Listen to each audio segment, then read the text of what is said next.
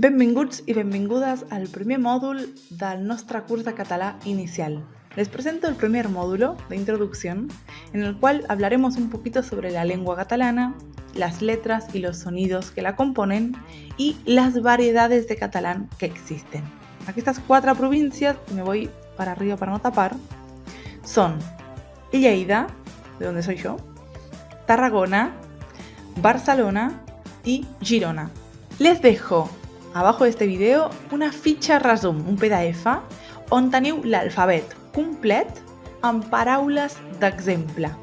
Me amplío un poquito para que entiendan esta doble L, que suena I, sería como una I y una L juntas, y lo pueden hacer haciendo una L, pegando toda la lengua en el paladar, todo lo de atrás y lo de los lados. I. ¿Sí? Vieron que sonrío un poco más y pego toda la lengua arriba. Llaç, cavall. Vamos a hacer las dos, y ustedes también.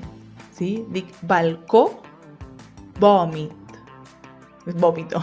Perdón por las palabras, son las que nos tocaron. Balcó, vòmit. O. Háganlo ustedes también, no se rían de mí nomás. Nord-occidental o lleidatà, que es el mío, que no es el que estoy usando ahora, pero es el que hablo en mi casa. Después les muestro la diferencia. Y el meridional o valencià. Y todos dirán, aprendamos el catalán de Lleida, y todos los de Lleida van a estar contentos. Pero no.